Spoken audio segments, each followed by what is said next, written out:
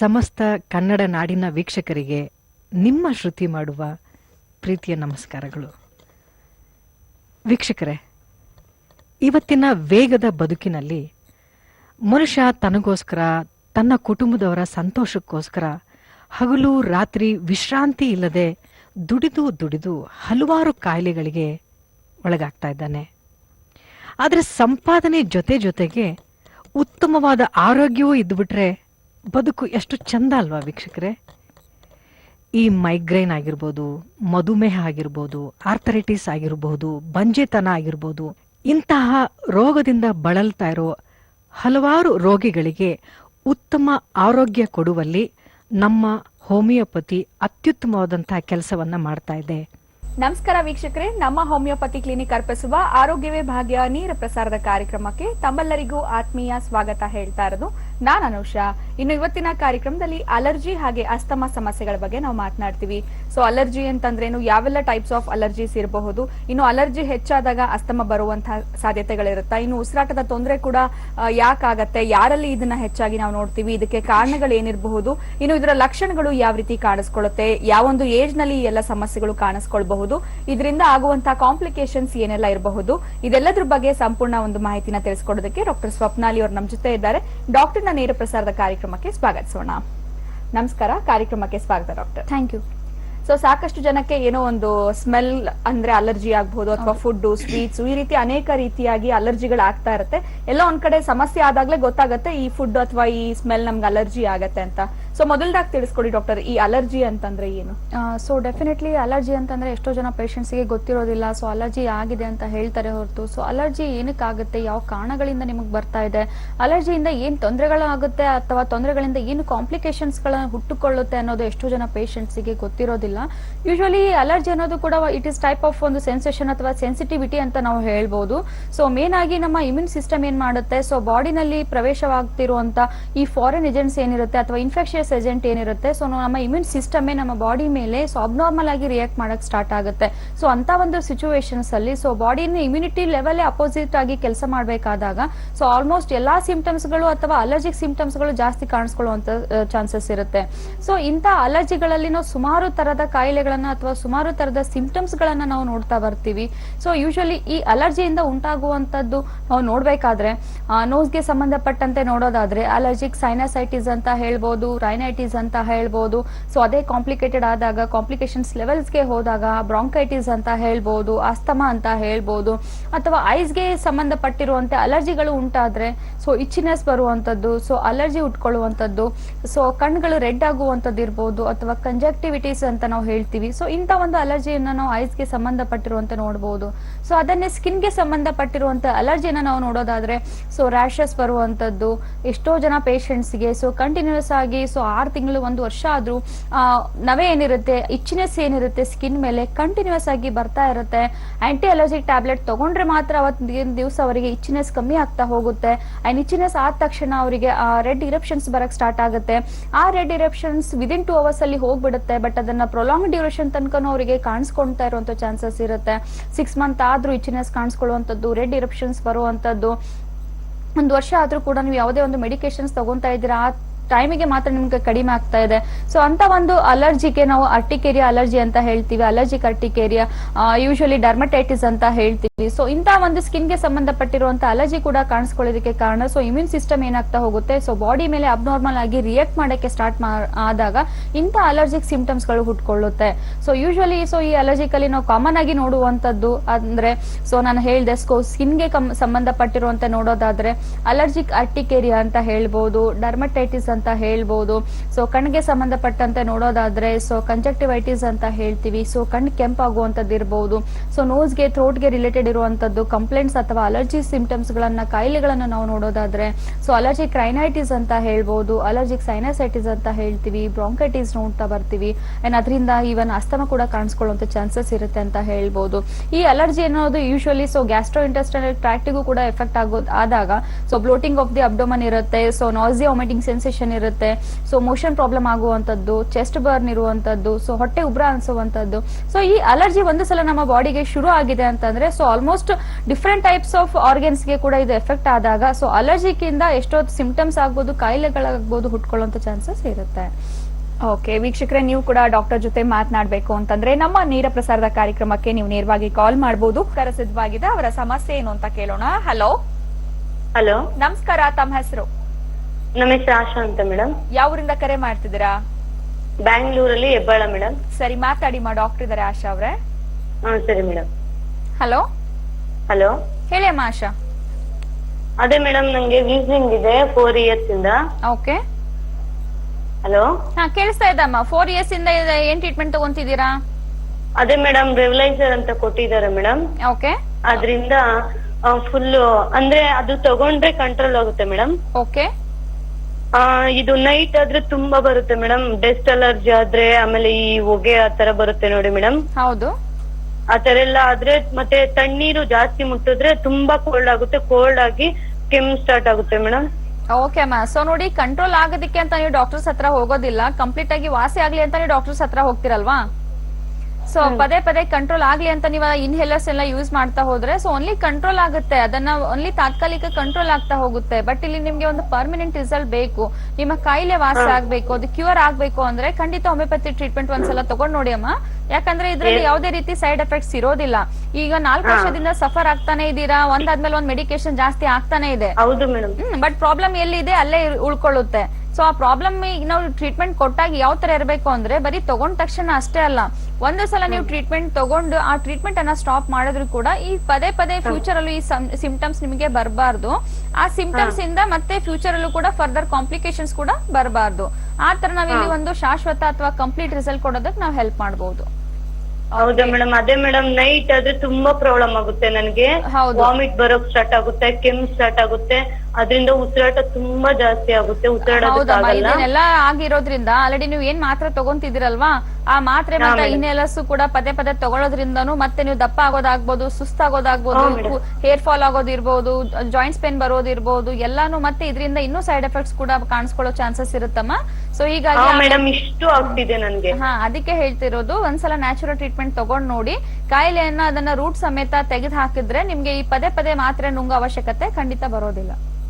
Okay, ಧನ್ಯವಾದಗಳು ಕಾಲ್ ಮಾಡಿದಕ್ಕೆ. ನೇರವಾಗಿ ಬಂದು ಡಾಕ್ಟರ್ ನ ಭೇಟಿ ಮಾಡಬಹುದು. ಸೊ ಅಲರ್ಜಿ ನಲ್ಲಿ ಟೈಪ್ಸ್ ಗಳ ಬಗ್ಗೆ ಹೇಳ್ತಾ ಹೋದ್ವಿ. ಸೊ ಒಂದೊಂದ್ರದ್ದು ಒಂದೊಂದು ಬೇರೆ ಬೇರೆ ರೀತಿಯಾಗಿರುವಂತಹ ಲಕ್ಷಣಗಳಿರುತ್ತೆ ಅಂತ ಅನ್ಕೊಳ್ತೀನಿ ಡಾಕ್ಟರ್. ಸೊ ಲಕ್ಷಣಗಳ ಬಗ್ಗೆ ಹೇಳೋದಾದ್ರೆ, ಸೊ ಅಲರ್ಜಿಕ್ ರೈನೈಟಿಸ್ ಅದರದ್ದು ಲಕ್ಷಣಗಳು ಯಾವ ತರ ಕಾಣಿಸ್ಕೊಳ್ಳುತ್ತೆ? ಸೊ ಯೂಶಲಿ ಅಲರ್ಜಿಕ್ ರೈನೈಟಿಸ್ ಅನ್ನೋದು ಯೂಶಲಿ ನಾವು ಚಿಕ್ಕ ಮಕ್ಕಳರಿಂದ ಅಡಲ್ಟ್ಸ್ ಅಲ್ಲೂ ವಯಸ್ಕರಲ್ಲೂ ಕೂಡ ಕಾಮನ್ ಆಗಿ ನೋಡ್ತಾ ಬರ್ತೀವಿ. ಸೊ ಈ ಅಲರ್ಜಿಕ್ ರೈನೈಟಿಸ್ ಅನ್ನೋದೇನು ಅಂದ್ರೆ so inflammation of the nose ಅಂತ ಹೇಳ್ತೀವಿ. ಸೊ ಅಂದ್ರೆ ಸೊ ನೋಸ್ ನ ಭಾಗದಲ್ಲಿ ಸ್ವೆಲ್ಲಿಂಗ್ ಆಗುವಂತದ್ದು ಇರ್ಬೋದು, ರೆಡ್ನೆಸ್ ಆಗುವಂತದ್ದು ಇರ್ಬೋದು, ಇನ್ಫ್ಲಾಮೇಶನ್ ಅಂದ್ರೆ ಇಚ್ಚಿನೆಸ್ ಆಗುವಂತದ್ದು ಇರ್ಬೋದು. ಸೊ ಇದು ಇನ್ಫ್ಲಾಮೇಶನ್ ಆಫ್ ದಿ ನೋಸ್ ಅಂತ ಒಂದು ಸಲ ಕಾಣಿಸ್ಕೊಂಡಾಗ ಸೊ ಮೇನ್ ಕಂಪ್ಲೇಂಟ್ಸ್ ಅಥವಾ ಸಿಂಪ್ಟಮ್ಸ್ ಏನ್ ಕಾಣಿಸ್ಕೊಳ್ಳುತ್ತೆ ಅಂದ್ರೆ, ಸೊ ಇವಾಗ ಎಷ್ಟೋ ಜನ ಪೇಷಂಟ್ಸ್ ಬಂದಿರ್ತಾರೆ, ಸೊ 2 years ಮಗು ಕೂಡ ಇರುತ್ತೆ ಅಥವಾ ಅಡಲ್ಟ್ಸ್ ಇರ್ತಾರೆ. ಸೊ ಮೇನ್ ಕಂಪ್ಲೇಂಟ್ಸ್ ಏನಿರುತ್ತೆ ಅಂದ್ರೆ, ಸ್ವಲ್ಪ ನಮ್ಗೆ ಧೂಳಿಗೆ ಹೋದ್ರೂ ಕೂಡ ರಿಪೀಟೆಡ್ ಆಗಿ ಸೀನ್ ಬರ್ತಾ ಇರುತ್ತೆ, ಸ್ನೀಸಿಂಗ್ ರಿಪೀಟೆಡ್ ಆಗಿ ಆಗ್ತಾ ಇರುತ್ತೆ, ಎಸ್ಪೆಷಲಿ ಅರ್ಲಿ ಮಾರ್ನಿಂಗ್ ನಮ್ಗೆ ಸ್ನೀಸಿಂಗ್ ಕಂಟಿನ್ಯೂಸ್ ಆಗಿ ಬರ್ತಾ ಇರುತ್ತೆ. ಸ್ವಲ್ಪ ತಲೆ ಸ್ನಾನ ಮಾಡಿದ್ರು ಕೂಡ ತಕ್ಷಣ 2 to 3 hours ತನಕ ಸ್ನೀಸಿಂಗ್ ಸೀನ್ ಅರ್ಲಿ ಮಾರ್ನಿಂಗ್ ಕಂಟಿನ್ಯೂಸ್ ಆಗಿ ಬರ್ತಾ ಇರುತ್ತೆ. ಒಗ್ಗರಣೆ ಸ್ಮೆಲ್ ಇಂದನೂ ಕೂಡ ನಮ್ಗೆ ಸ್ನೀಸಿಂಗ್ ಬರ್ತಾ ಇರುತ್ತೆ, ಪರ್ಫ್ಯೂಮ್ ಸ್ಮೆಲ್ ಇಂದನೂ ನಮ್ಗೆ ಆಗೋದಿಲ್ಲ, ಅದರಿಂದನೂ ಕೂಡ ಅಲರ್ಜಿಕ್ ರಿಯಾಕ್ಷನ್ ಸ್ಟಾರ್ಟ್ ಆಗ್ಬಿಡುತ್ತೆ, ಸಿಂಪ್ಟಮ್ಸ್ ಗಳು ಕಾಣಿಸ್ಕೊಳ್ತಾ ಇರುತ್ತೆ. ಸೊ ಮೇನ್ ಆಗಿ ಹೊಗೆಯಿಂದನೂ ಕೂಡ ಎಷ್ಟೋ ಜನ ಪೇಷಂಟ್ಸ್ ಗೆ, ಎಷ್ಟೋ ಜನಗೆ ಹೆವಿ ಸ್ಮೆಲ್ಸ್ ಇಂದನೂ ಕೂಡ ಕಾಣಿಸ್ಕೊಳ್ಳುವಂತ ಚಾನ್ಸಸ್ ಇರುತ್ತೆ.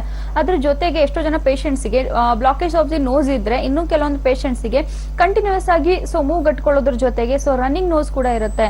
ಸೊ ಈ ರನ್ನಿಂಗ್ ನೋಸ್ ಇಂದ ಸೊ ರೆಡ್ನೆಸ್ ಕಾಣಿಸ್ಕೊಳ್ಳುವಂತದ್ದು, ಇಚ್ಚಿನೆಸ್ ಕಾಣಿಸ್ಕೊಳ್ಳುವಂತದ್ದು, ಸೊ ಪದೇ ಪದೇ ಸ್ನೀಸಿಂಗ್ ಆಗ್ತಾ ಇರೋದ್ರಿಂದ ಅಥವಾ ನೋಸ್ ಬ್ಲಾಕ್ ಆಗ್ತಾ ಇರೋದ್ರಿಂದ ಸೊ ಪೇಷಂಟ್ಸ್ ಗೆ ತುಂಬಾನೇ ಇರಿಟೇಷನ್ ಕಾಣಿಸ್ಕೊಳ್ಳುವಂತದ್ದು ಅಥವಾ ಕಣ್ಣುಗಳು ರೆಡ್ ಆಗುವಂತದ್ದು ಇರ್ಬೋದು, ಕಣ್ಣಿನ ಭಾಗದಲ್ಲಿ ಇಚ್ಚಿನೆಸ್ ಕಾಣಿಸ್ಕೊಳ್ಳುವಂತದ್ದು ಇರ್ಬೋದು. ಸೊ ಇದರಿಂದ ವಿಪರೀತವಾಗಿ ರಿಪೀಟೆಡ್ ಆಗಿ ಸ್ನೀಸ್ ಆಗ್ತಾ ಇರೋದ್ರಿಂದ, ಕೋಲ್ಡ್ ಅಥವಾ ಶೀತ ರಿಪೀಟೆಡ್ ಆಗಿ ಆಗ್ತಾ ಇರೋದ್ರಿಂದ ತಲೆನೋವು ಕಾಣಿಸ್ಕೊಳ್ಳುವಂತದ್ದು, ಥ್ರೋಟ್ ಇನ್ಫೆಕ್ಷನ್ಸ್ ಕಾಣಿಸ್ಕೊಳ್ಳುವಂತದ್ದು, ಇಂದ ಒಂದು ಎಲ್ಲಾ ಲಕ್ಷಣಗಳಿಗೆ ನಾವು ಅಲರ್ಜಿಕ್ ರೈನೈಟಿಸ್ ಅಂತ ಹೇಳ್ತೀವಿ. ಸೊ ಈ ಅಲರ್ಜಿಕ್ ರೈನೈಟಿಸ್ ಬರೋದಕ್ಕೆ ಕಾರಣಗಳನ್ನು ನೋಡೋದಾದ್ರೆ ಖಂಡಿತ ಇದನ್ನ ಹೆರಿಡಿಟರಿ ಟೆಂಡೆನ್ಸಿ ಇಂದ ಅಂತಾನು ಹೇಳ್ಬಹುದು, ಎನ್ವೈರನ್ಮೆಂಟಲ್ ಚೇಂಜಸ್ ಇಂದ ಅಂತ ಹೇಳ್ಬಹುದು, ಈ ವಾತಾವರಣ ಚೇಂಜಸ್ ಇಂದ, ಜೆನೆಟಿಕ್ ಫ್ಯಾಕ್ಟರ್ಸ್ ಇಂದ ಈ ಅಲರ್ಜಿಕ್ ರೈನೈಟಿಸ್ ಸಿಂಪ್ಟಮ್ಸ್ ಗಳು ಕಾಣಿಸ್ಕೊಳ್ಳುವಂತ ಚಾನ್ಸಸ್ ಇರುತ್ತೆ. ಸೊ ಯೂಶಲಿ ಇದನ್ನ ನಾವು ಮಕ್ಕಳರಲ್ಲೂ ನೋಡ್ತಾ ಬರ್ತೀವಿ, ಅಡಲ್ಟ್ಸ್ ಅಲ್ಲೂ ಕೂಡ ನೋಡ್ತಾ ಬರ್ತೀವಿ. ಸೊ ಇದಕ್ಕೆ ಯಾವುದೇ ರೀತಿ ಸ್ಪೆಸಿಫಿಕ್ ಏಜ್ ಅಂತ ಅನ್ನೋದಲ್ಲ, ಮೇನ್ ಆಗಿ ಟ್ರಿಗರ್ ಫ್ಯಾಕ್ಟರ್ಸ್ ನೋಡಿದಾಗ ಎಷ್ಟೋ ಜನ ಪೇಷಂಟ್ ಕೇಳ್ತೀವಿ, ಸೊ 3 ಇಯರ್ಸ್ ಇಂದ ನಿಮ್ಗೆ ಬಂದಿದೆ ಅಂದ್ರೆ ಸೊ 3 ಇಯರ್ಸ್ ಬ್ಯಾಕ್ ಏನಾದ್ರೂ ಒಂದು ಕಾರಣ ಇದ್ದಿರೋದು ನಿಮ್ಗೆ ಗೊತ್ತಿರೋ ಪ್ರಕಾರ, ಸೊ ಪ್ಲೇಸ್ ಏನಾದ್ರೂ ಚೇಂಜ್ ಆಗಿರೋದು ಅಥವಾ ವಾಟರ್ ಚೇಂಜಸ್ ಆಗಿರೋದು, ಡಸ್ಟ್ ಅಲ್ಲಿ ಹೋಗಿರೋದು, ಏನಾದ್ರೂ ಸಡನ್ ಆಗಿ ನಿಮ್ಗೆ ಏನಾದ್ರೂ ಪ್ರಾಬ್ಲಮ್ ಕಾಣಿಸ್ಕೊಂಡಿತ್ತಾ? ಸೊ ಖಂಡಿತ ಎಷ್ಟೋ ಜನ ಪೇಷಂಟ್ಸ್ ಗೆ ಎಕ್ಸಾಕ್ಟ್ ಕಾಸ್ ಗೊತ್ತಿರೋದಿಲ್ಲ, ಬಟ್ ಕೆಲವೊಂದು ಪೇಷಂಟ್ಸ್ ಗೆ ಖಂಡಿತ ಕಾಸಸ್ ಗೊತ್ತಿರುತ್ತೆ. ಸೊ ನಾವು ಒಂದು ಏರಿಯಾದಲ್ಲಿ ಹೋಗಿದ್ವಿ, ಕೆಲಸ ಮಾಡ್ತಾ ಇದ್ವಿ, ಅಲ್ಲಿ ತುಂಬಾನೇ ಡಸ್ಟ್ ಇತ್ತು. ಆ ಡಸ್ಟ್ ಫಾರ್ಮೇಶನ್ಸ್ ಇಂದ ಅವಾಗ ನಮ್ಗೆ ರಿಪೀಟೆಡ್ ಆಗಿ ಕೆಮ್ಮು ಮತ್ತೆ ಅಲರ್ಜಿ ಸ್ಟಾರ್ಟ್ ಆಯ್ತು. ಅಲ್ಲಿಂದನೇ ನಮ್ಗೆ ಶುರು ಆಗಿದೆ, ಇದು ಕಡಿಮೆನೇ ಆಗ್ತಾ ಇಲ್ಲ. ಸೊ ಖಂಡಿತ ಈ ಫ್ಯಾಕ್ಟರ್ಸ್ ನಿಮ್ಗೆ ಬರೋದಕ್ಕೆ ಕಾರಣ ಆಲ್ರೆಡಿ ಇದು ಅಲರ್ಜಿಕ್ ರಿಯಾಕ್ಷನ್ಸ್ ಅಥವಾ ಬ್ಯಾಕ್ಟೀರಿಯಲ್ ವೈರಲ್ ಇನ್ಫೆಕ್ಷನ್ ಸ್ಟಾರ್ಟ್ ಆಗಿರೋದ್ರಿಂದ ಪ್ರಾಬ್ಲಮ್ ನಿಮ್ಗೆ ಒಳಗಡೆಯಿಂದ ಸ್ಟಾರ್ಟ್ ಆಗಿರುತ್ತೆ. ಸೊ ರಿಪೀಟೆಡ್ ಆಗಿ ಸ್ನೀಸ್ ಆಗ್ತಾ ಇದೆ, ಕಣ್ಣಲ್ಲಿ ನೀರು ಬರ್ತಾ ಇದೆ, ಅಥವಾ ನೋಸ್ ಬ್ಲಾಕ್ ಆಗ್ತಾ ಇದೆ. ಸೊ ಒಂದು ಆಂಟಿ ಸಿಟ್ರಿಜನ್ ಟ್ಯಾಬ್ಲೆಟ್ಸ್ ಇರಬಹುದು ಅಥವಾ ಆಂಟಿ ಅಲರ್ಜಿಕ್ ಯಾವುದೇ ಒಂದು ಟ್ಯಾಬ್ಲೆಟ್ಸ್ ಗಳನ್ನ ನೀವು ತಗೊಂತೀರಾ, ಅದು ತಕ್ಕ ಮಟ್ಟಿಗೆ ನಿಮ್ಗೆ ತಕ್ಷಣ ಸ್ನೀಸ್ ಕಮ್ಮಿ ಆಗೋದಕ್ಕೆ, ಸ್ನೀಸಿಂಗ್ ಕಮ್ಮಿ ಆಗೋದಕ್ಕೆ ಹೆಲ್ಪ್ ಮಾಡುತ್ತೆ. ಬಟ್ ಒಳಗಡೆ ಆಗಿರುವ ಅಲರ್ಜಿ ಇನ್ಫೆಕ್ಷನ್ ಅಥವಾ ಇನ್ಫ್ಲಾಮೇಷನ್ ಕಂಪ್ಲೀಟ್ ಆಗಿ ಹೋದ್ರೆ ಮಾತ್ರ ನಿಮ್ಗೆ ಒಂದು ಶಾಶ್ವತ ರಿಸಲ್ಟ್ ಸಿಗುತ್ತೆ. ಸೊ ಓನ್ಲಿ ಸೂಪರ್ಫಿಷಿಯಲಿ ಕಾಣಿಸ್ಕೊಂತಾ ಇರುವಂತ ನೀವು ಸಿಂಪ್ಟಮ್ಸ್ ಗೆ ಮಾತ್ರ ತಗೊಂಡ್ರೆ ಸೊ ಪ್ರಾಬ್ಲಮ್ ಒಳಗಡೆಯಿಂದ ಸ್ಟೆಪ್ ಬೈ ಸ್ಟೆಪ್ ಅದು ಒಳಗಡೆ ಬೆಳ್ಕೊಳ್ಳುವಂತ ಚಾನ್ಸಸ್ ಕೂಡ ಇರುತ್ತೆ. ಮತ್ತೊಂದು ಕರೆ ಸಿದ್ಧವಾಗಿದೆ. ಹಲೋ ಹಲೋ, ನಮಸ್ಕಾರ ಸರ್, ತಮ್ಮ ಹೆಸರು? ಮಲ್ಲಪ್ರಿ. ಯಾವ್ರಿಂದ ಕರೆ ಮಾಡ್ತಿದ್ದೀರಾ? ಚಂದನವರ್ಲ. ಮಾತಾಡಿ, ಡಾಕ್ಟರ್ ಇದಾರೆ, ಏನ್ ಸಮಸ್ಯೆ ಅಂತ ತಿಳಿಸಿ ಸರ್ ನೇರವಾಗಿ. ಹಾಂ ಹಲೋ, ಡಾಕ್ಟರ್, ಏನಿಲ್ರಿ, ಕಫ ಜಾಸ್ತಿ ಕೆಪ್ಪೈತ್ರಿ, ಬಾಳ ಅಲರ್ಜಿ ಐತ್ರಿ. ಓಕೆ, ಯಾವಾಗಿಂದಿದೆ? ಈಗ ಕನಿಷ್ಠ ಒಂದು 1 ಇಯರ್ ಆಯ್ತ್ರಿ, 1 ವರ್ಷ ಆಯ್ತ್ರಿ. ಓಕೆ, ಓನ್ಲಿ ಕಫ ಬರುತ್ತಾ ಅಥವಾ ಕೆಮ್ಮು ಏನಾದ್ರೂ ಇರುತ್ತಾ ಅಥವಾ ಥ್ರೋಟ್ ಇನ್ಫೆಕ್ಷನ್ ಆಗುತ್ತಾ, ಥ್ರೋಟ್ ಇರಿಟೇಷನ್ ಆಗೋದು ಏನಾದ್ರೂ ಈ ತರ ಏನಾದ್ರೂ ಸಿಂಪ್ಟಮ್ಸ್ ಇದೆನಾ? ಅಲರ್ಜಿ ಐತ್ರಿ ಮೇಡಮ್, ಕಫ ಜಾಸ್ತಿ ಬರತ್ರಿ. ಅಲರ್ಜಿ ಅಂದ್ರೆ ಯಾವ ತರ? ಏನ್ರಿ? ಅಲರ್ಜಿ ಅಂದ್ರೆ ಯಾವ ತರ ಸಿಂಪ್ಟಮ್ಸ್ ಲಕ್ಷಣಗಳು ಕಾಣಿಸ್ಕೊಳ್ಳುತ್ತೆ? ತಿಂಡಿ ಬರುತ್ತೆ ಮೇಡಮ್. ಸ್ಕಿನ್ ಎಲ್ಲ ಇಚ್ಚಿನೆಸ್ ಆಗುತ್ತಾ, ಇಚ್ಚಿಂಗ್ ಆಗುತ್ತಾ? ಓಕೆ, ಇದನ್ನು ಕೂಡ 1 ವರ್ಷದಿಂದನೇ ಬರ್ತಾ ಇದೆನಾ? ಹಾನ್ರಿ, ಬರಕತ್ತೈತ್ರಿ, ಹಂಗೆ ತಿಂಗಿಟ್ ಬರಕತ್ತೈತಿ. ಸ್ವಲ್ಪ ಅಸ್ತಮ ಕಫ ಜಾಸ್ತಿ ಇರ್ತೈತಿ. ಓಕೆ, ಕಫ ಆಚೆ ಬರುತ್ತಾ? ಆಚೆ ಬರುತ್ತೆ. ಸೊ ಖಂಡಿತ ನೋಡಿ, ರಿಪೀಟೆಡ್ ಆಗಿ ಕಫ ಬರ್ತಾ ಇದೆ ಅಂತ ಹೇಳ್ತಾ ಇದ್ದೀರಾ, 1 ವರ್ಷದಿಂದ ಇದೆ ಅಂತ ಹೇಳ್ತಾ ಇದ್ದೀರಾ. ಸೊ ಯಾವಾಗ ಈ ಕಫ ಬರ್ತಾ ಇರುತ್ತೆ, ಸೊ ನಿಮ್ಮ ಚೆಸ್ಟ್ ಭಾಗದಲ್ಲಿ ಕಂಜೆಷನ್ ತುಂಬಾ ಜಾಸ್ತಿ ಆಗುತ್ತೆ, ಆಮೇಲೆ ಉಸಿರಾಟ ತೊಂದರೆ ಆಗುತ್ತೆ, ಆಮೇಲೆ ವಿಸಿಂಗ್ ಬರುವಂತ ಚಾನ್ಸಸ್ ಇರುತ್ತೆ. ಸೊ ಅವಾಗ ಆಸ್ತಮ ಆಗಿದೆ ಅಂತ ಹೇಳ್ಬಿಟ್ಟು ಸೊ ಲೈಫ್ ಲಾಂಗ್ ನಿಮ್ಗೆ ಯೂಸ್ ಮಾಡೋದಕ್ಕೆ ಇನ್ಹೇಲರ್ಸ್ ಕೊಡ್ತಾರೆ, ಪಂಪ್ಸ್ ಗಳನ್ನ ಕೊಡ್ತಾರೆ. ಸೊ ಹೀಗಾಗಿ ಫಸ್ಟ್ ಬ್ಲಡ್ ಅಲ್ಲಿ ಇರುವಂತದ್ದು ಅಥವಾ ನಿಮ್ಮ ಶ್ವಾಸಕೋಶದಲ್ಲಿ ಉಂಟಾಗಿರುವಂತ ಅಲರ್ಜಿಕ್ ಮತ್ತೆ ಇನ್ಫೆಕ್ಷನ್ ಅನ್ನ ನಾವು ತೆಗೆದುಹಾಕೋದಕ್ಕೆ ಮೆಡಿಕೇಶನ್ಸ್ ಕೊಟ್ರೆ ನಿಮ್ಗೆ ಪರಿಹಾರ ಸಿಗುತ್ತೆ. ನಾನು ಸ್ಟಾರ್ಟಿಂಗ್ ಅಲ್ಲೇ ಹೇಳ್ದೆ, ಈ ಅಲರ್ಜಿ ಇರೋರಿಗೆ ಸ್ಕಿನ್ ಅಲರ್ಜಿನೂ ಕೂಡ ಎಷ್ಟೋ ಜನ ಪೇಷಂಟ್ಸ್ ಅಲ್ಲಿ ನಾವು ನೋಡ್ತಾ ಬರ್ತೀವಿ ಅಂತ. ಸೊ ಹೀಗಾಗಿ ಒಳಗಡೆ ಸ್ಟಾರ್ಟ್ ಆಗಿರೋ ಅಲರ್ಜಿಗೆ ಮೇಲೆಯಿಂದ ಮಾತ್ರೆ ತಗೊಂಡು ವಾಸಿ ಮಾಡ್ಕೊಳ್ಳೋದಲ್ಲ. ಸೊ ಒಳಗಡೆ ಅಲರ್ಜಿ ಸ್ಟಾರ್ಟ್ ಆಗಿರೋದನ್ನ ಅದನ್ನ ನಾವು ಬುಡದಿಂದ ಕ್ಲಿಯರ್ ಮಾಡ್ತಾ ಬಂದ್ರೆ ಸೊ ನಾಟ್ ಓನ್ಲಿ ಇವಾಗ ಕಫ ಗಟ್ಟಿರೋದು ಅಷ್ಟೇ ಅಲ್ಲ, ಇದರಿಂದ ಮುಂದೆ ಉಂಟಾಗ್ತಿರುವಂತ ಕಾಂಪ್ಲಿಕೇಶನ್ಸ್ ಗಳನ್ನ ಅವಾಯ್ಡ್ ಮಾಡೋದಕ್ಕೂ ಹೆಲ್ಪ್ ಮಾಡಬಹುದು. ಓಕೆ, ಧನ್ಯವಾದಗಳು ಕರೆ ಮಾಡಿದಕ್ಕೆ. ನೇರವಾಗಿ ನೀವು ಕೂಡ ಡಾಕ್ಟರ್ನ ಭೇಟಿ ಮಾಡಬಹುದು ನಮ್ಮ ಹೋಮಿಯೋಪತಿ ಕ್ಲಿನಿಕ್ ನಲ್ಲಿ. ಇನ್ನು ಇವತ್ತಿನ ಕಾರ್ಯಕ್ರಮದಲ್ಲಿ ಅಲರ್ಜಿ ಹಾಗೆ ಅಸ್ತಮ ಸಮಸ್ಯೆಗಳ ಬಗ್ಗೆ ಮಾತನಾಡ್ತಾ ಇದೀವಿ. ನೀವು ಕೂಡ ಅಲರ್ಜಿ ಅಸ್ತಮ ಸಮಸ್ಯೆಗಳಿಗೆ ಒಳಗಾಗಿದ್ದೀರಾ, ಇನ್ನು ಇದಕ್ಕೆ ಚಿಕಿತ್ಸೆ ಬೇಕು ಅಂತಂದ್ರೆ ನಮ್ಮ ನೇರ ಪ್ರಸಾರದ ಕಾರ್ಯಕ್ರಮಕ್ಕೆ ಕರೆ ಮಾಡಿ. ಮತ್ತೊಂದು ಕರೆ ಇದೆ. ಹಲೋ, ನಮಸ್ಕಾರ, ಹೇಳಿ, ಯಾರು ಮಾತಾಡ್ತಿರೋದು? ಮೇಡಮ್, ನಾನು ಶ್ರೀನಿವಾಸ್ ಅಂತ, ಚನ್ನಪಟ್ಟಣದಿಂದ. ಮಾತಾಡಿ ಶ್ರೀನಿವಾಸ್, ಡಾಕ್ಟರ್ ಇದಾರೆ. ಓಕೆ, ಹಲೋ ಹಲೋ ಮೇಡಮ್, ನಂಗೆ 2000 ಇಸ್ವಿಯಿಂದ ಅಲರ್ಜಿ ಬಂದು ಆಮೇಲೆ ಆಸ್ತಮಾ. ಈಗ ನಾನು ಇನ್ಹೇಲರ್ ತಗೊಂತಾ ಇದ್ದೀನಿ. ಇನ್ಹೇಲರ್ ಸ್ಟಾರ್ಟ್ ಮಾಡಿದೀರಾ? 2000 ಇಸ್ವಿಯಿಂದನೂ ನನ್ಗೆ ಇದೆ. ಸರಿ, ಬಟ್ ಈಗ ಇನ್ಹೇಲರ್ ತಗೊಂತೀನಿ, ಮರಾಗಿದ್ದೀನಿ, ಪರವಾಗಿಲ್ಲ. ಓಕೆ. ನಮ್ ಮಿಸಸ್ಗೆ ಈಗ 1 ವರ್ಷದಿಂದ ಓಕೆ, ಅವ್ರಿಗೆ ತುಂಬಾ ಸೀನ್ ಬರ್ತಾ ಇರುತ್ತೆ. ಓಕೆ. ಒಂದ್ಸರಿ ಹಿಂಗೆ ತುಂಬಾ ಹೊಗೆ ಬಂದಾಗ ಅವ್ರಿಗೆ ತುಂಬಾ ಉಸಿರಾಟಕ್ಕೆಲ್ಲ ಕಷ್ಟ ಆಗಿ ಹಾಸ್ಪಿಟಲ್ ಅಲ್ಲಿ ಅಡ್ಮಿಟ್ ಮಾಡಿದ್ರಿ? ಈಗ ಅವರು ತುಂಬಾ ಸೀನ್ತಾ ಇರ್ತಾರೆ ಬೆಳಿಗ್ಗೆ ಹೊತ್ತು. ಓಕೆ, ಸೊ ಖಂಡಿತ ನೋಡಿ, ಯೂಶಲಿ ಇದನ್ನ ಅಲರ್ಜಿಕ್ ರೈನೈಟಿಸ್ ಅಂತ ಹೇಳ್ತೀವಿ. ಸೊ ಅಲರ್ಜಿಕ್ ರೈನೈಟಿಸ್ ಅದನ್ನ ಬೇಗ ಕ್ಯೂರ್ ಆಗ್ಲಿಲ್ಲ, ಅದು ಒಳಗಡೆ ಅಲರ್ಜಿ ಹೀಗೆ ಬೆಳ್ಕೊಂತಾ ಇದೆ ಅಂದ್ರೆ ಸೊ ಕೆಮ್ಮು ಬರಕ್ ಶುರು ಆಗುತ್ತೆ, ಆಮೇಲೆ ಸೊ ಕಫ ಗಟ್ಟಕ್ ಶುರು ಆಗುತ್ತೆ, ಆಮೇಲೆ ಉಸಿರಾಟ ತೊಂದ್ರೆ, ವೀಸಿಂಗ್ ಅಂತ ಹೇಳ್ಬಿಟ್ಟು ಮತ್ತೆ ಡಾಕ್ಟರ್ ಅವರಿಗೂ ಕೂಡ ಇನ್ಹೇಲರ್ ಸ್ಟಾರ್ಟ್ ಮಾಡಿಸ್ತಾರೆ. ಸೊ ನೋಡಿ, ಯಾವಾಗ್ಲೂ ಅಕ್ಯೂಟ್ ಸ್ಟೇಜ್, ಕ್ರಾನಿಕ್ ಸ್ಟೇಜ್ ಅಂತ 2 ಬರುತ್ತೆ. ಅಕ್ಯೂಟ್ ಸ್ಟೇಜ್ ಅಂದ್ರೆ ಇನ್ನು ಇವಾಗ ಸ್ಟಾರ್ಟ್ ಆಗಿರೋದು. ಸೊ ಅದನ್ನ ಪ್ರೈಮರಿ ಸ್ಟೇಜ್ ಅಲ್ಲಿ ಇರ್ಬೇಕಾದ್ರೆ ನೀವು ಕರೆಕ್ಟ್ ಆಗಿ ನ್ಯಾಚುರಲ್ ಆಗಿರುವಂತ ಒಂದು ಟ್ರೀಟ್ಮೆಂಟ್ ಅನ್ನ ಕೊಡ್ಸಿದ್ರೆ ಆ ಅಲರ್ಜಿಕ್ ಸಿಂಪ್ಟಮ್ಸ್ ಏನಿದೆ ಕಂಪ್ಲೀಟ್ಲಿ ಕ್ಯೂರ್ ಮಾಡೋದಕ್ಕೆ ನಾವು ಹೆಲ್ಪ್ ಮಾಡಬಹುದು. ಯೂಶಲಿ ಇವಾಗ ನೋಡಿ, ಪದೇ ಅರ್ಲಿ ಮಾರ್ನಿಂಗ್ ಎಸ್ಪೆಷಲಿ ಕಂಟಿನ್ಯೂಸ್ ಆಗಿ ಸೀನ್ ಬರುತ್ತೆ. ನೀವು ಅಂತ ಟೈಮ್ ಅಲ್ಲಿ ಏನಾದ್ರು ಒಂದು ಆಂಟಿಬಯೋಟಿಕ್ ಕೊಟ್ಟಿದ್ರೆ ಆ ಟೈಮ್ ಅಲ್ಲಿ ಅವ್ರು ಮಾತ್ರ ಆರಾಮಾಗ್ತಾರೆ. ಸೊ ನೆಕ್ಸ್ಟ್ ಡೇ ಮತ್ತೆ ಬರ್ತಾ ಇದೆ ಅಂದ್ರೆ ಸೊ ಕಾಯಿಲೆ ಒಳಗಡೆಯಿಂದ ಬೆಳ್ಕೊಂಡಿದೆ, ಅಲರ್ಜಿ ಆಲ್ರೆಡಿ ಇಂಟರ್ನಲ್ ಇಂದ ಸ್ಟಾರ್ಟ್ ಆಗಿದೆ. ಸೊ ಸೊ ಅಲರ್ಜಿ ಟೆಂಡೆನ್ಸಿ ತೆಗೆದುಹಾಕೋದಕ್ಕೆ ಮೆಡಿಕೇಶನ್ಸ್ ಕೊಡ್ತಾ ಹೋಗ್ತೀವಿ. ಅಂಡ್ ಸ್ವಲ್ಪ ಯಾವ್ದು ಫುಡ್ ಹ್ಯಾಬಿಟ್ಸ್ ಅಲ್ಲಿ ಚೇಂಜಸ್ ಮಾಡ್ಕೋಬೇಕು, ಸ್ವಲ್ಪ ಲೈಫ್ ಸ್ಟೈಲ್ ಏನ್ ಚೇಂಜಸ್ ಮಾಡ್ಕೊಳ್ಬೇಕು, ಈ ತರ ಅಲರ್ಜಿ ಮತ್ತೆ ಆಸ್ತಮಾ ಇರೋರಿಗೆ ಯಾವ ಫುಡ್ ಕರೆಕ್ಟ್ ಆಗಿ ತಗೊಬೇಕು, ಯಾವ್ದನ್ನ ಕರೆಕ್ಟ್ ಆಗಿ ತಗೊಬಾರ್ದು, ಅದನ್ನೆಲ್ಲನೂ ಕೂಡ ನಾವು ಗೈಡ್ ಮಾಡ್ತಾ ಬರ್ತೀವಿ. ಆ ಪ್ರಕಾರ ಫಾಲೋ ಅಪ್ ಮಾಡಿದ್ರೆ ಸೊ ಬೇಗನೆ ಅದಕ್ಕೆ ಒಂದು ಸೊಲ್ಯೂಷನ್ ಕೊಡೋದಕ್ಕೆ ಹೆಲ್ಪ್ ಮಾಡಬಹುದು. ಓಕೆ, ಧನ್ಯವಾದಗಳು ಕಾಲ್ ಮಾಡಿದಕ್ಕೆ. ಮತ್ತೊಬ್ರು ಕಾಲರ್ ವೆಯ್ಟ್ ಮಾಡ್ತಾ ಇದಾರೆ. ಹಲೋ ಹಲೋ ನಮಸ್ಕಾರ. ಅದೇ ತಲೆನೋವು ಏನ್ ಮಾಡೋದು ಈಗ? ಅಮ್ಮ, ತಮ್ಮ ವಯಸ್ಸೆಷ್ಟು? ಯಾರಿಗೆ ತಲೆನೋವು ಬರ್ತಾ ಇದೆ? ಎಷ್ಟು ವರ್ಷದಿಂದ ಇದೆ? ಮಾತಾಡಿ. ಅವ್ರಿಗೆ 27 ವರ್ಷ ಆಗಿದೆ ಅವ್ರಿಗೆ.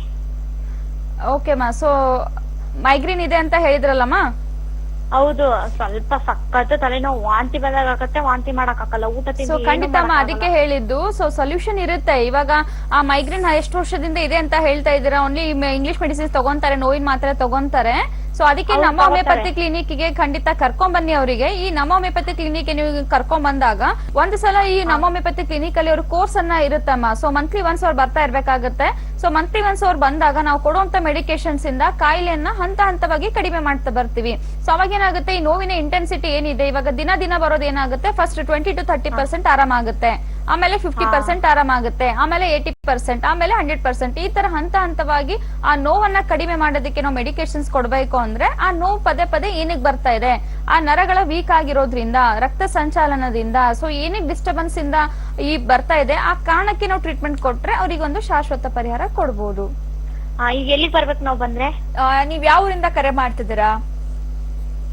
ಹಲೋ, ಓಕೆ ಅಮ್ಮ, ನೀವ್ ಯಾವ ಊರಿಂದ ಕಾಲ್ ಮಾಡ್ತಾ ಇದ್ರಿ ಅನ್ನೋದು ಗೊತ್ತಾಗ್ಲಿಲ್ಲ. ಬೆಂಗಳೂರಿಂದ ಕಾಲ್ ಮಾಡ್ತಾ ಇದ್ರೆ ನೋಡಿ, ಮಲ್ಲೇಶ್ವರಂ ಮತ್ತೆ ಜಯನಗರದಲ್ಲಿದೆ. Malleshwaram 7th cross, Jayanagar 4th block. So ನಿಮ್ಗೆ ಯಾವ್ದು ಹತ್ರ ಆಗತ್ತೆ ನಿಮ್ಗೆ ಗೊತ್ತಾಗತ್ತೆ, ನೀವು ಬರಬಹುದು. ಅಥವಾ ಟಿವಿ ಸ್ಕ್ರೀನ್ ಮೇಲೆ ಫಾರ್ ಡೀಟೇಲ್ಸ್ ಕಾಲ್ ಅಂತ ಫೋನ್ ನಂಬರ್ ಬರ್ತಾ ಇದೆ, 08046664777.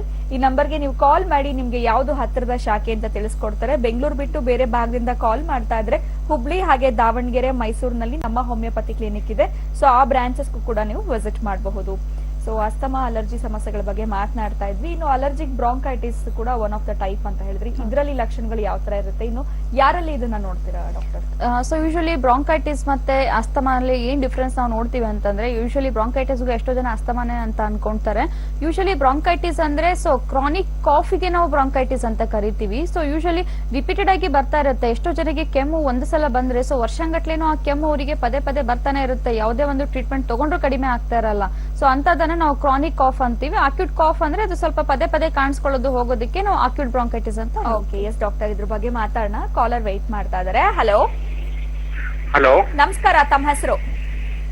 ಮೇಡಮ್, ನಮ್ಮ ಹೆಸರು ಸೋಮಶೇಖರ್ ಅಂತ. ಯಾವೂರಿಂದ ಕಾಲ್ ಮಾಡ್ತಿದ್ದೀರಾ ಸರ್? ಮೇಡಮ್, ಇಲ್ಲಿ ಬೆಂಗಳೂರಿಂದ ಮಾಕ್ಲಿ ಇಲ್ಲಿ. ಮಾತಾಡಿ, ಡಾಕ್ಟರ್ ಇದಾರೆ. ನಮಸ್ತೆ ಮೇಡಮ್. ನಮಸ್ತೆ, ಹೇಳಿ ಮೇಡಮ್, ನಮ್ಗೆ ಇವಾಗ ಒಂದ್ 5-6 ತಿಂಗಳಿಂದ ತಲೆನೋವು ಬರ್ತಾ ಇದೆ. ಓಕೆ. ತುಂಬಾ ಸಖತ್ತು ತಲೆನೋವು ಬರುತ್ತೆ. ಫಸ್ಟ್ ಒಂದ್ ಸೈಡ್ ತಲೆನೋವು ಬರುತ್ತೆ, ಮತ್ತೆ ತಲೆ ಎಲ್ಲ ಫುಲ್ ಸಖತ್ತು ನೋವು ಬರುತ್ತೆ ಮೇಡಮ್. ಯಾವ ಟೈಮ್ ಅಲ್ಲಿ ತಲೆನೋವು ಜಾಸ್ತಿ ಆಗುತ್ತೆ ನಿಮ್ಗೆ? ಮೇಡಮ್, ಏನಾದ್ರೂ ಸಡನ್ ಆಗಿ ಬೆಳಕು ನೋಡಿದಾಗ, ಮಾರ್ನಿಂಗ್ ಬೆಳಿಗ್ಗೆ ಬೇಗ ಎದ್ದಾಗ, ಓಕೆ, ಆ ಟೈಮಲ್ಲಿ ಆಗುತ್ತೆ ಮೇಡಮ್. ಸೊ ತುಂಬಾ ಅಂದ್ರೆ ಅದು ಯಾವಾಗ ಆಗೋದು, ನೈಟ್ ಟೈಮ್ ಕೂಡ.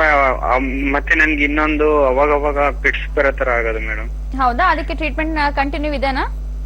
ಹಾ ಮೇಡಮ್, ಟ್ರೀಟ್ಮೆಂಟ್ ತಗೊಂಡಿದ್ದು, ಸ್ಕ್ಯಾನಿಂಗ್ ಎಲ್ಲ ಮಾಡಿಸಿದ್ದು ತುಮಕೂರಲ್ಲಿ. ಓಕೆ. ಅದಕ್ಕೆ ಅವರಿಗೆ ಇವಾಗ ಟ್ಯಾಬ್ಲೆಟ್ ಎಲ್ಲ ಕೊಟ್ಟಿದ್ದಾರೆ. ಓಕೆ, ಸೊ ಡೆಫಿನೆಟ್ಲಿ ಇದನ್ನ ನಾವು ನ್ಯೂರೋಲಾಜಿಕಲ್ ಡಿಸೀಸ್ ಅಂತ ಹೇಳ್ತೀವಿ. ಸೊ ರಿಪೀಟೆಡ್ ಆಗಿ ಅದಕ್ಕೆ ನೀವು ಆಲ್ರೆಡಿ ಟ್ರೀಟ್ಮೆಂಟ್ ತಗೊಂತಾ ಇದ್ದೀರಾ. ಸೊ ಅದನ್ನು ಕೂಡ ಒಂದು ಕಾರಣ ಆಗುತ್ತೆ ನಿಮ್ಗೆ ಪದೇ ಪದೇ ತಲೆನೋವು ಬರ್ತಾ ಇರೋದಕ್ಕೆ. ಯೂಶಲಿ ಏನಾಗುತ್ತೆ, ಸೊ ನರಗಳ ದೌರ್ಬಲ್ಯತೆಯಿಂದ, ಸೊ ಮೇನ್ ಆಗಿ ಇದು ನ್ಯೂರೋಲಾಜಿಕಲ್ ಡಿಸೀಸ್ ಅಂತಾನೆ ಹೇಳ್ತೀವಿ, ಈವನ್ ಮೈಗ್ರೇನ್ಗೂ ಕೂಡ.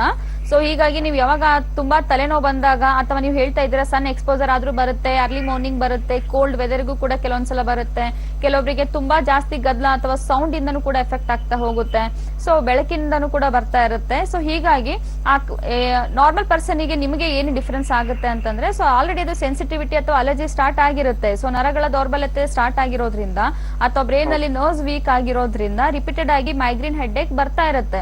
ಸೊ ಹೀಗಾಗಿ ನೀವು ತಲೆನೋವಿಗೆ ಅಂತ ಮಾತ್ರೆ ತಗೊಂಬೇಡಿ. ಸೊ ತಲೆನೋವಿಗೆ ಕಾರಣ ಏನು ಅದನ್ನ ನಾವು ರೂಟ್ ಇಂದ ತೆಗೆದು ಹಾಕೋದಕ್ಕೆ ಮೆಡಿಕೇಶನ್ಸ್ ಅನ್ನ ಕೊಡ್ತಾ ಹೋದ್ರೆ, ನ್ಯಾಚುರಲ್ ಟ್ರೀಟ್ಮೆಂಟ್ ಮುಖಾಂತರ ಈ ಒಂದು ಮೈಗ್ರೇನ್ ಅಷ್ಟೇ ಅಲ್ಲ, ಸೊ ನಿಮ್ಮ ಫಿಡ್ಸ್ ಪ್ರಾಬ್ಲಮ್ಗೂ ಒಂದು ಪರ್ಮನೆಂಟ್ ರಿಸಲ್ಟ್ ಕೊಡೋದಕ್ಕೂ ನಾವು ಹೆಲ್ಪ್ ಮಾಡಬಹುದು.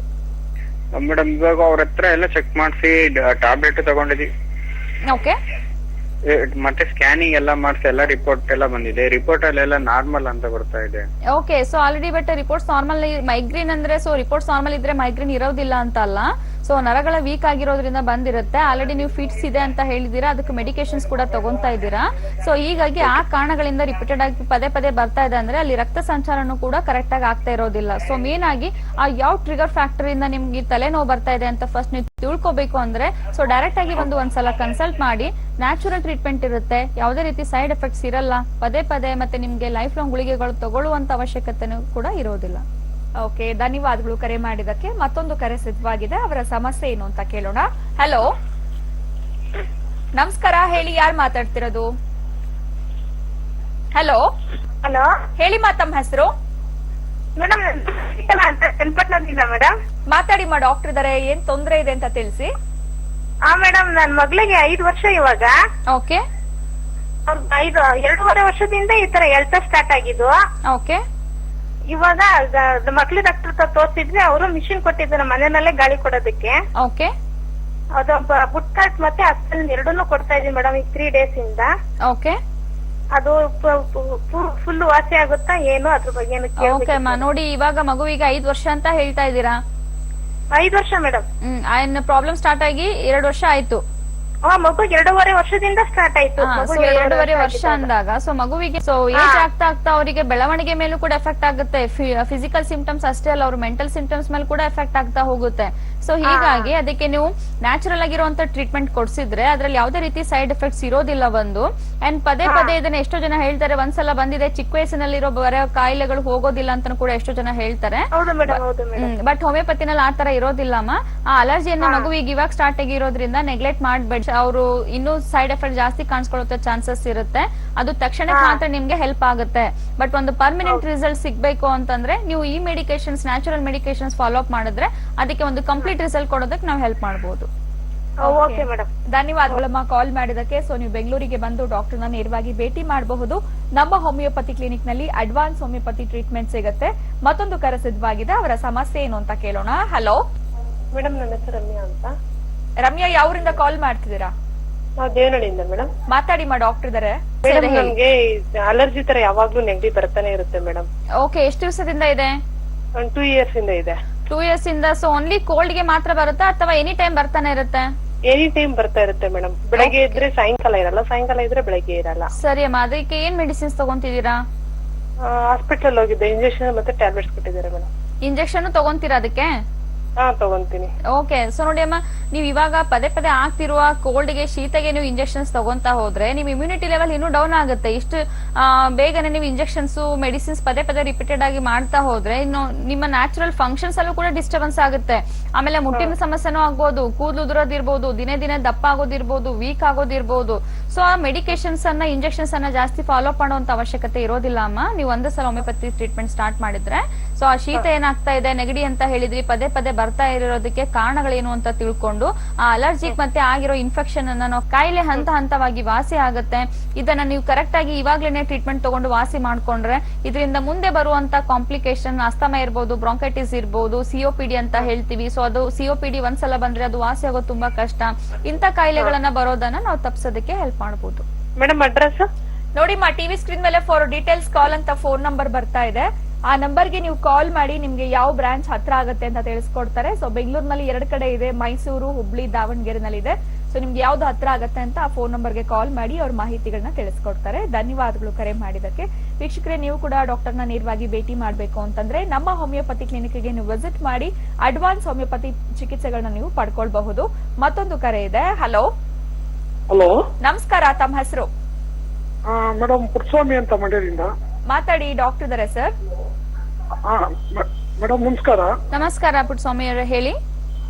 ಮೇಡಮ್, ನಮ್ಗೆ ಅಲರ್ಜಿ ಮತ್ತೆ ಇದೆಲ್ಲ ಓಕೆ, ಫುಡ್ ಅಲರ್ಜಿ ಒಂದು 30-35 ಇಯರ್ಸ್ ಇಂದ ಇದೆ ಮೇಡಮ್. ಓಕೆ, ಫುಡ್ ಅಲರ್ಜಿ ಅಂದ್ರೆ ಯಾವ ತರ ತೊಂದರೆಗಳು ಏನ್ ಕಾಣಿಸ್ಕೊಳ್ತಾ ಇದೆ? ಕೆಲವೊಂದು ಫುಡ್ ಅನ್ನ ತಿಂದ್ರೆ ತಕ್ಷಣ ಮೂಗು ಮತ್ತೆ ಕಿವಿ, ಓಕೆ, ಉಸಿರಾಡಕ್ಕೆಲ್ಲ ಸಖತ್ ಹಿಂಸೆ ಆಗ್ತದೆ ಮೇಡಮ್. ಹೌದಾ? ಇಷ್ಟು ವರ್ಷದಿಂದ ಇದೆ ಅಂದ್ರೆ ಮತ್ತೆ ಏನ್ ಟ್ರೀಟ್ಮೆಂಟ್ ತಗೊಂತಿದ್ದೀರಾ ಪುಟ್ಟಸ್ವಾಮಿ ಅವರೇ? ಮೇಡಮ್, ಇಂಗ್ಲಿಷ್ ಟ್ರೀಟ್ಮೆಂಟ್ ತಗೊಂಡೆ, ಬಟ್ ತಾತ್ಕಾಲಿಕವಾಗಿ ರಿಲೀಫ್ ಆಗ್ತದೆ. ಓಕೆ, ಮತ್ತೆ ಈ ದೇಹೆಲ್ಲ ಇದಕ್ಕಿದಂಗ್ ಕೋಲ್ಡ್ ಆಗ್ಬಿಡೋದು. ಓಕೆ, ಸೊ ಬಟ್ ಆಲ್ಮೋಸ್ಟ್ ಇಲ್ಲಿನ ತನಕ ಇಂಗ್ಲಿಷ್ ಮಾತ್ರೆ ಸುಮಾರು ಆಗಿದೆ, ತುಂಬಾ ತಗೊಂಡಿದ್ದೀರಾ? ಹಾ, ತುಂಬಾ ತಗೊಂಡಿದೀವಿ ಮೇಡಮ್. 30-35 ವರ್ಷದಿಂದ ನಾವು ಅದೇ ತರ ಮಾಡಿದೀವಿ. ನಿಮ್ಗೆ ವಯಸ್ಸೆಷ್ಟು? 47 ಮೇಡಮ್. 47. ನೋಡಿ, 47 ಏಜ್ ಅಂತ ಹೇಳ್ತಿದ್ದೀರಾ, 30 ವರ್ಷದಿಂದನೇ ಸಫರ್ ಆಗ್ತಾ ಇದ್ದೀರಾ. ಸೊ ಇಲ್ಲಿ ನಾವು ಟ್ರೀಟ್ಮೆಂಟ್ ತಗೊಳ್ಳಿ ಅಂದ್ರೆ ಸೊ ಇದು ಲಾಂಗ್ ಆಗುತ್ತೆ ಅಂತ ಕೂಡ ಎಷ್ಟೋ ಜನ ಅನ್ಕೊಂತಾರೆ. ಬಟ್ 30 ವರ್ಷದಿಂದ ಸಫರ್ ಆಗ್ತಾ ಇದ್ದೀರಾ. ಇಲ್ಲಿ ನನ್ಗೆ ವಾಸಿ ಮಾಡೋದಕ್ಕೆ 30 ವರ್ಷ ಬೇಕಿಲ್ಲ. ಸೊ ನಿಮ್ಗೆ ಪ್ರಾಬ್ಲಮ್ಗೆ ಒಂದು ಶಾಶ್ವತ ರಿಸಲ್ಟ್ ಬೇಕು ಅಂತಂದ್ರೆ ನೋಡಿ, ಆ ಫುಡ್ ಇಂದ ಅಲರ್ಜಿ ಆಗಿದೆ ಅಂತ ನೀವೇ ಹೇಳ್ತಾ ಇದ್ದೀರಾ. ಸೊ ದಟ್ ಅಲರ್ಜಿಗೆ ಟ್ರೀಟ್ಮೆಂಟ್ ಕೊಡ್ಬೇಕಲ್ವಾ? ಅಲರ್ಜಿನ ತೆಗೆದು ಹಾಕೋದಕ್ಕೆ ಮೆಡಿಕೇಶನ್ಸ್ ಕೊಡೋದ್ ಬದಲಾಗಿ ಅಲರ್ಜಿನಿಂದ ಉಂಟಾಗ್ತಿರೋ ತೊಂದರೆಗಳಿಗೆ ನೀವು ಮೆಡಿಸಿನ್ಸ್ ತಗೊಂತಾ ಹೋದ್ರೆ ನೀವು ಇನ್ನೂ ಲೈಫ್ ಲಾಂಗ್ ಮೆಡಿಕೇಶನ್ಸ್ ಗಳನ್ನ ತಗೊಂತಾನೆ ಹೋಗ್ಬೇಕಾಗತ್ತೆ. ಅಂಡ್ ಹಂತವಾಗಿ ಕಾಂಪ್ಲಿಕೇಶನ್ಸ್ ಲೆವೆಲ್ಸ್ ಕೂಡ ಜಾಸ್ತಿ ಆಗುತ್ತೆ.